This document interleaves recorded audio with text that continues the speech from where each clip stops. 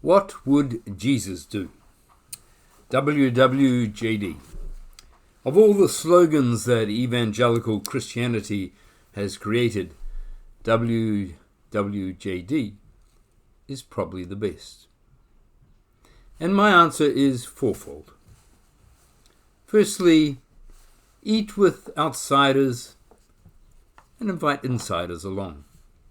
Model how you want the future to be by your behavior. One little action leads to another. A table is a symbol of all being included, all being enough. And that's what the parable of the banquet is primarily about from Luke. Including people you wouldn't usually, if ever, include. People who are not like you. People who can't reciprocate. People who have different table manners, look different, smell different. Which means today, things like recognizing outsiders. Who are the outsiders in our city and country? And who are the insiders? And how do we get them together in a way that creates community and serves the common good? And then such behavior, such modeling of the future, leads us to ask other questions. Like, why do we have national borders, immigration, and deportations? Do these things protect and serve? Is it just because we don't want to share? And why is there segregation or privilege based on race, class, age, gender, sexual orientation, indeed anything that demarcates an insider from an outsider? Why can't we treat everyone as close siblings with respect and kindness and loyalty? Yes, I know these are unrealistic and uncomfortable questions. Jesus-type questions. Questions that in some places and sometimes can get you killed, or at least ignored. So, eat with outsiders. Secondly, wander around and heal people by talking to them. Sometimes touch them, like people who are off their head, like people with ailments considered contagious, ailments that are scary. Like people considered of little worth, including children, foreigners, those with no money. Not the usual people we meet at our local cafes or churches. One of the uncomfortable things for liberal, progressive Christians like me is that Jesus healed people. People seem to physically get better in his presence. And we don't know why. My guess is he didn't know either. But he noticed sick people, went to sick people, touched when it was not advised, even prohibited to touch sick people. He talked, took time, broke the rules around sick people. And people found healing in his presence. Which means for us today we need to walk more, notice more, say hello more, and connect more with people different from ourselves. For simple kindness, inclusion, and concern are in themselves a healing balm. We too can be healers. It also means that we need to resist a class-stratified health system where those with more money and influence get served first and better. We need a system where the most in need are served first and all get served better.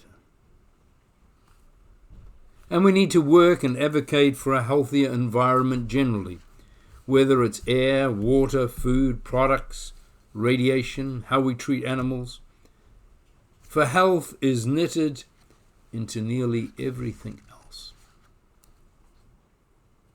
So, eat with outsiders, wander around and heal people. 3, don't be afraid. Jesus lived in a bullying culture. Whatever dress you liked to put on the Roman Empire, at its heart it was all about bullying minorities and extorting from them their possessions. Mind you, in Jesus' day there was a lot to be afraid of. Loss of life, loss of position, loss of power, wealth. Protest was costly. Jesus also didn't like religion when it got into the bullying imperial mode of prescribing, like what sin is, what forgiveness is, what salvation is, all with eternal consequences, allegedly. Religion is, in the Jesus vision, about setting people free, not tying us up in guilt and pietistic expectations. Religion is about the common good, not the good of the most powerful, but a good which everyone can share in and in which everyone can have enough. Jesus lived in violent times, with little legal or other protection. So he walked a fine line between living his values and vision and not getting arrested, until he was. He stood up to the bullying behavior of certain religious leaders, even of his disciples, when they were dismissive of women and children and sick people. He confronted the bullying of Pilate and Herod and their soldiers, largely with his presence and silence. He lived with fear, but it didn't control him. Fourthly, lastly, Jesus told stories. Instead of polemical preaching, he articulated his vision in parables. Here's one that points to his brand of anarchy from Matthew 13:33. The commonwealth of God is like leaven that a woman took and concealed in 23 kilos of flour until all of it was leavened. Leaven is problematic. It's a metaphor for moral corruption. It's the unleavened bread that's holy. The reference to the Abrahamic banquet, 23 kilograms of flour, is problematic. For the parable is saying that God's commonwealth is actually a totally corrupting, corrosive activity, like the gender of the baker.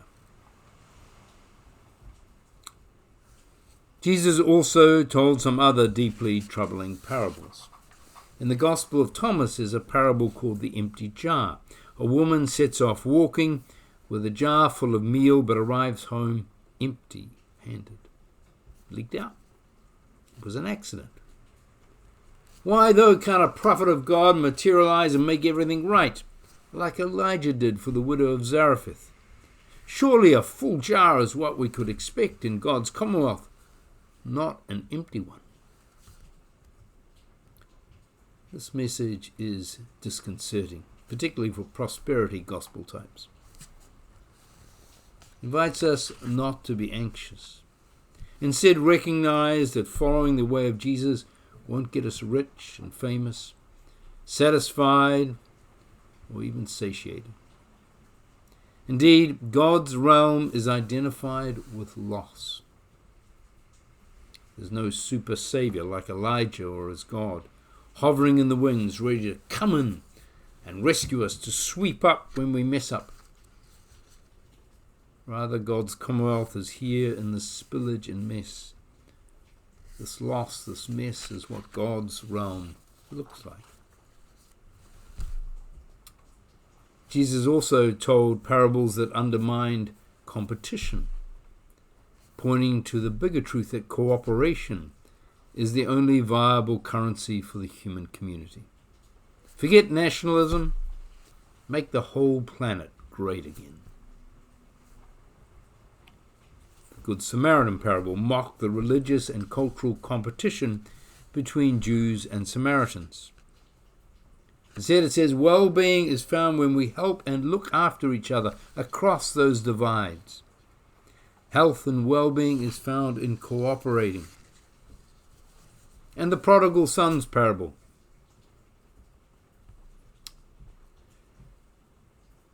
Where the father wants the good of the sons to cooperate. So Jesus. He'd eat with others, wander around and heal people. Wouldn't be afraid, and he'd tell stories.